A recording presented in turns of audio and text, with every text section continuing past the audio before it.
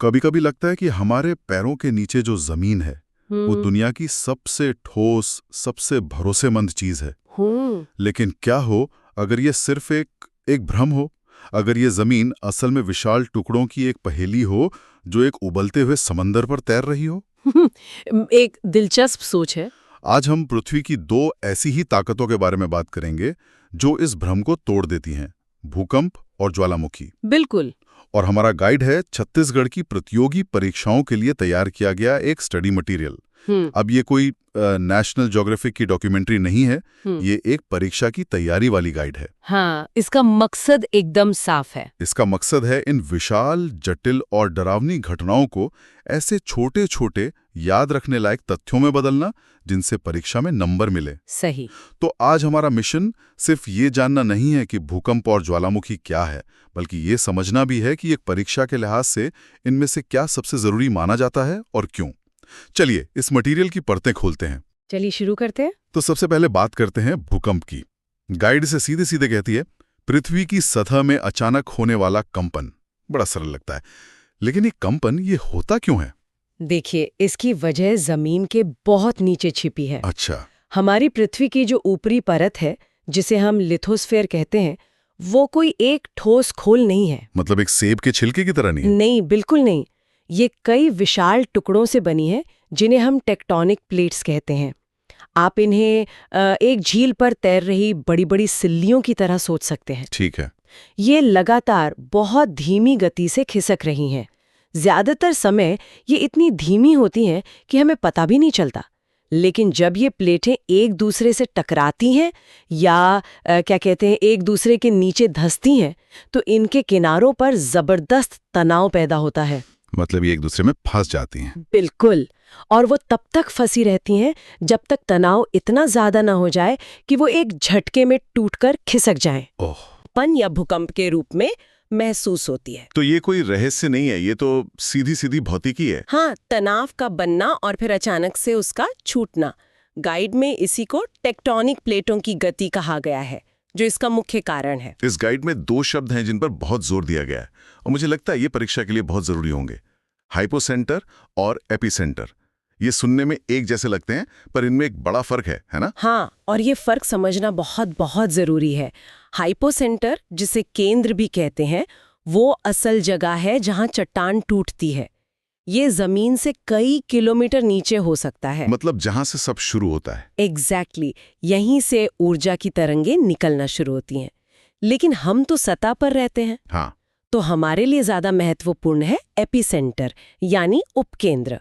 ये सतह पर ठीक हाइपोसेंटर के ऊपर का बिंदु होता है। अच्छा, तो जहां सबसे ज्यादा तबाही होती है। बिल्कुल। भूकंप का सबसे तेज कंपन और सबसे ज्यादा असर एपिसेंटर और उसके आसपास के इलाके में ही होता है। इसीलिए जब भी हम खबरों में सुनते हैं कि भूकंप का केंद्र नेपाल का कोई शहर था, तो असल में वो उसके एपिसेंटर की बात कर रहे होते हैं। और इस कंपन की ताकत, इसके लिए हम सब ने एक नाम सुना है, रिक्टर स्केल। लेकिन इसका लॉगरिदमिक होना मुझे हमेशा थोड़ा कंफ्यूज करता है। मतलब 6 और 7 की तीव्रता वाले भूकंप में सिर्फ एक नंबर का फर्क है, पर असल में तबाही का स्तर वो तो कई गुना बढ़ जाता है ना?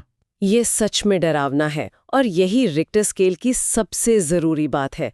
लॉगरिदमिक होने का मतलब है कि हर अगला नंबर पिछले वाले से 10 गुना ज्यादा शक्तिशाली कंपन पैदा करता है। 10 गुना? हाँ, इसे ऐसे समझिए कि 5 की तीव्रता वाला भूकंप एक जोरदार थप्पड़ है, तो 6 की तीव्रता वाला एक मुक्का है, और 7 की तीव्रता वाला भूकंप उस मुक्के से भी 10 गुना ज्यादा शक्तिशाली है, जैसे किसी ने हथौड़े से वार कर दिया हो। बाप रे। तो 5 और 7 की तीव्रता में सिर्फ 2 अंकों का फर्क दिखता है, लेकिन असल में 7 वाला भूकंप 5 वाले से 100 गुना ज्यादा शक्तिशाली होता है। तो हमने समझ लिया कि भूकंप क्या है और उसे मापते कैसे हैं, लेकिन इस गाइड का असली जोर इस बात पर है कि भारत में ये खतरा कहाँ-कहाँ है। हाँ।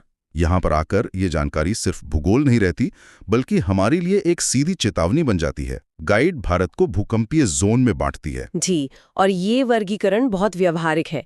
ये देश को खतरे के हिसाब से अलग-अलग हिस्सों में बांटता है, ताकि हमें पता हो कि कहाँ ज्यादा सावधानी बरतने की जरूरत है। कितने जोन हैं? भारत को कुल 4 भूकंपीय जोन में बांटा गया है। जोन 2, 3, 4 और 5। पहले एक जोन 1 भी होता था जो सबसे कम खतरे वाला था, लेकिन अब उसे जोन 2 में मिला दिया गया है। तो नियम सीधा है, नंबर जितना बड़ा खतरा उतना ज्यादा। बिल्कुल। और जोन वी ये सबसे खतरनाक है। गाइड में जिन इलाकों का नाम जोन वी में दिया गया है वो बहुत ध्यान खींचते हैं। इसमें पूरा हिमालयी क्षेत्र, पूरा उत्तर पूर्व भारत और गुजरात का कच्छ क्षेत्र शामिल है। हाँ, और इन तीनों का नाम एक साथ आना कोई संयोग नहीं है। क्यों? इनमें क्या समानता है? इन तीनों जगहों में एक भूवैज्ञानिक समानता है। ये सब टेक्टोनिक प्लेटों के मिलन बिंदु पर या उसके बहुत पास हैं। हिमालय तो बना ही तब था जब भारतीय प्लेट यूरेशियन प्लेट से टकराई थी। अच्छा। और ये टक्कर आज भी जारी है। भारतीय प्लेट हर साल कुछ सेंटीमीटर उत्तर की ओर खिसक रही है, जिससे हिमालय की ऊंचाई बढ़ रही है और इस पूरे क्षेत्र में लगातार तनाव जमा हो रहा है। और यही वजह है कि गाइड हिमालय को भारत का सबसे अधिक भूकंप प्रभावित क्षेत्र कहती है। सही। और कच्छ का जिक्र तो एक सैंपल प्रश्न में भी है, जहां कच्छ भूकंप को एक सही जोड़ी के रूप में दिखाया गया है। बिल्कुल। 2001 का भुज भूकंप सबको याद है। कच्छ भी एक ऐसी जगह है जहां प्लेटों के भीतर फॉल्ट लाइंस हैं। तो ये गाइड सिर्फ तथ्य नहीं बता रही है, परीक्षा का पैटर्न भी बता रही है। मतलब ये कह रही है कि अगर जोन 5 समझना है तो हिमालय, उत्तर पूर्व और कच्छ, इन 3 नामों को याद कर लो। हाँ, ये ज्ञान को परीक्षा के लिए पैक करने का एक शानदार उदाहरण है। तो भूकंप की कहानी असल में जमीन के टूटने और ऊर्जा के अचानक रिलीज होने की कहानी है। लेकिन जमीन के नीचे एक और तरह की ऊर्जा भी बनती है, जो झटके से नहीं निकलती बल्कि धीरे धीरे पिघलकर सतह की ओर अपना रास्ता बनाती है। मैं बात कर रहा हूं ज्वालामुखी की। स्रोत इन दोनों को कैसे अलग करता है? ये एक बहुत अच्छा सवाल है। दोनों का स्रोत पृथ्वी के अंदर की गर्मी ही है, लेकिन उनकी प्रक्रिया बिल्कुल अलग है। जैसा आपने कहा, भूकंप एक रिलीज है, एक तनाव का टूटना। वहीं ज्वालामुखी एक इरप्शन या उद्गार है।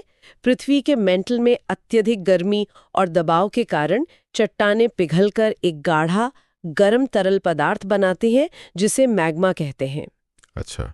ये मैग्मा आसपास की चट्टानों से हल्का होता है, इसलिए ये ऊपर की ओर उठने लगता है। अरे जैसे गर्म हवा का गुब्बारा ऊपर उठता है। ठीक वैसा ही। ये मैग्मा कमजोर चट्टानों को तोड़ता हुआ या दरारों से होता हुआ सतह की तरफ बढ़ता है, और जब ये सतह पर फूटकर बाहर निकलता है तो उसे लावा कहते हैं। और साथ में गैसें और राख भी। हाँ, जहरीली गैसें और राख का एक विशाल बादल। इस पूरी प्रक्रिया को ज्वालामुखी विस्फोट कहते हैं। तो भूकंप एक हिंसक झटका है, जबकि ज्वालामुखी धरती के अंदर से मवाद का बाहर आना है। एक तोड़ता है, दूसरा कुछ नया बनाता है। गाइड में ज्वालामुखियों को उनकी सक्रियता के आधार पर 3 प्रकारों में बांटा गया है: सक्रिय, सुप्त और मृत, एक्टिव, डोमिनेंट और एक्सटिंक्ट। ये वर्गीकरण सुनने में तो सीधा लगता है, पर क्या ये वाकई इतना सीधा है? परीक्षा के लिए हाँ, ये सीधा है। और असल दुनिया में? असल दुनिया में ये रेखा थोड़ी धुंधली है, लेकिन गाइड के हिसाब से वर्गीकरण स्पष्ट है।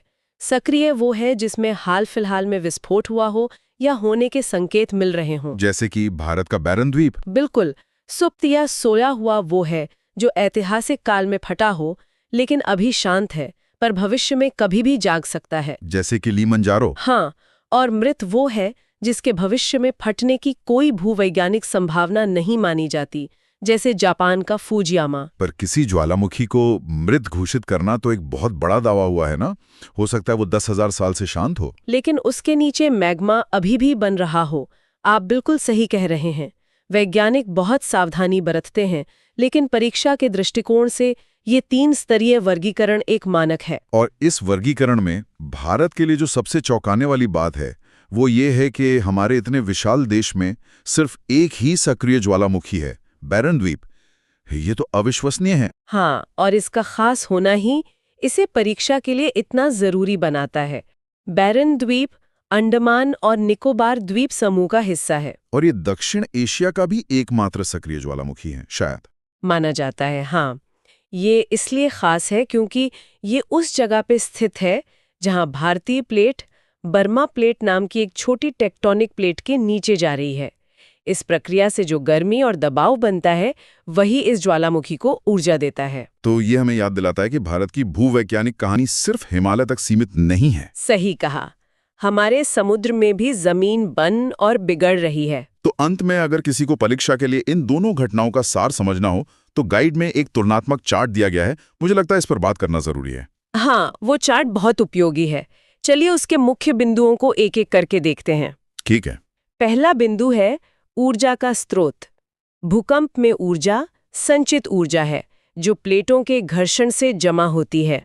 और ज्वालामुखी में ऊर्जा का स्रोत सीधे तौर पर पिघला हुआ मैग्मा है। बिल्कुल, एक स्प्रिंग के खिंचकर टूटने जैसा है तो दूसरा प्रेशर कुकर से भाप निकलने जैसा। दूसरा बिंदु है प्रभाव की प्रकृति। भूकंप अचानक होता है बिना किसी खास चेतावनी के, जबकि ज्वालामुखी की प्रक्रिया क्रमिक हो सकती है। और इसका मतलब है कि ज्वालामुखी विस्फोटों का पूर्वानुमान लगाना भूकंप की तुलना में ज्यादा आसान है। अच्छा, कैसे? ज्वालामुखी फटने से पहले जमीन फूलने लगती है, छोटी छोटी गैसें निकलने लगती हैं, हल्के झटके महसूस होते हैं। इससे वैज्ञानिकों को चेतावनी जारी करने और लोगों को निकालने का समय मिल जाता है, जबकि भूकंप में ये समय लगभग नहीं मिलता। तीसरा बिंदु है मापन। भूकंप के लिए रिक्टर स्केल और ज्वालामुखी के लिए VEI यानी ज्वालामुखी विस्फोटकता सूचकांक। हमें दो अलग अलग पैमानों की जरूरत क्यों है? क्योंकि दोनों अलग अलग चीजें मापते हैं। रिक्टर स्केल भूकंप से निकली कुल ऊर्जा या कंपन की तीव्रता को मापता है, और VEI ये मापता है कि ज्वालामुखी से कितना पदार्थ मतलब राख, लावा ये सब बाहर निकला और कितनी ऊंचाई तक गया। ये विस्फोट के आकार को मापता है, ना कि सिर्फ जमीन के कंपन को। और आखिरी और सबसे महत्वपूर्ण बिंदु है प्रभाव का क्षेत्र। गाइड कहती है कि भूकंप का असर व्यापक हो सकता है, जबकि ज्वालामुखी का सीमित होता है। ये थोड़ा अजीब लगता है। यहाँ सीधा प्रभाव की बात हो रही है। लावा का प्रवाह कुछ किलोमीटर तक ही सीमित रहता है, लेकिन भूकंप का कंपन हजारों किलोमीटर दूर तक महसूस किया जा सकता है। सोचिए, 2004 में इंडोनेशिया में आई भूकंप से उठी सुनामी ने भारत तक तबाही मचाई थी। सही बात है। हाँ, ये सच है कि ज्वालामुखी की राख वायुमंडल में फैलकर पूरी दुनिया के मौसम को प्रभावित कर सकती है, लेकिन उसका जो सीधा जमीनी विनाश है वो उसके आसपास के इलाके तक ही सीमित होता है। तो आज हमने देखा कि कैसे एक परीक्षा गाइड पृथ्वी की इन दो सबसे शक्तिशाली घटनाओं को कुछ मुख्य बिंदुओं, नक्शों और तुलनाओं में समेट देती है। भूकंप का कारण टेक्टोनिक प्लेटें हैं। जोन 5 भारत का सबसे संवेदनशील क्षेत्र है, जिसमें हिमालय और कच्छ आते हैं। और बैरन द्वीप हमारा इकलौता सक्रिय ज्वालामुखी है। हाँ, ये वो मुख्य तथ्य हैं जो इस गाइड से किसी भी परीक्षार्थी को निकालने हैं। बिल्कुल। यह विश्लेषण दिखाता है कि ज्ञान को किसी खास मकसद के लिए कैसे व्यवस्थित किया जाता है।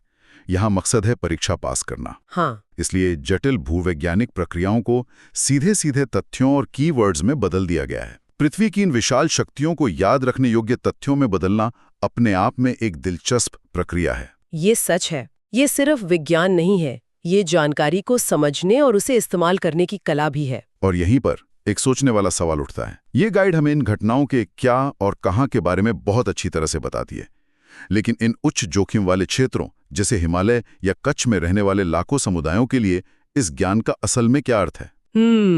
सिर्फ ये जानना कि कोई क्षेत्र जोन V में है काफी नहीं है। असली चुनौती तो इस अकादमिक ज्ञान को जीवन बचाने वाली कार्रवाइयों में बदलने की है। ये जानकारी परीक्षा में अंक दिला सकती है, पर क्या ये आपदा आने पर किसी की जान बचा सकती है? ये सवाल इस गाइड के दायरे से बाहर है, पर हम सबके सोचने के लिए जरूरी है।